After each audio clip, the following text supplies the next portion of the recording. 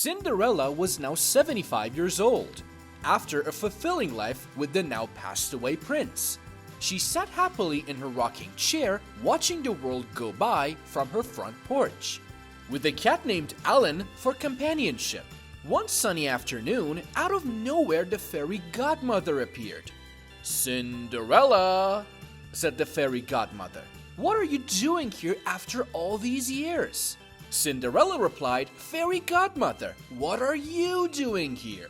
The fairy godmother smiled and said, "Well, Cinderella, as you have lived a good and wholesome life since we last met, I have decided to grant you 3 wishes.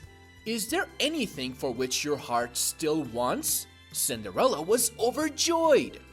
And after some thoughtful consideration, she quietly uttered her first wish. "I wish I was wealthy beyond comprehension."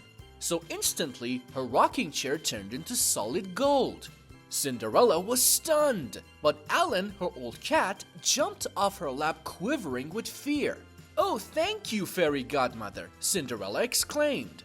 The fairy godmother replied, "It's the least I can do. What does your heart desire for your second wish?" So Cinderella looked down at her frail body and said, "I wish I were young and full of beauty and youth again." At once, her wish became reality. Her beautiful face returned, and Cinderella felt stirrings inside her that had been dormant for years. Then the fairy godmother spoke again. "You have one more wish. What will you have?"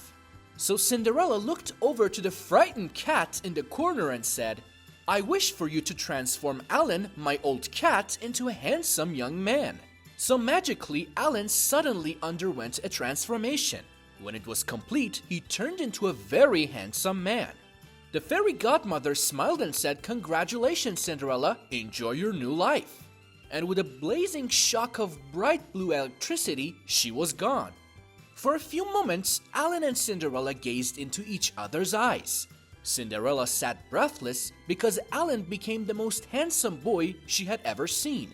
So Alan walked over to Cinderella, who was still seated in her rocking chair, and held her close in his strong, youthful arms. He leaned in close to her ear, whispering softly, his warm breath blowing through her golden hair, and said, "I bet you regret having me nurtured now, don't you?"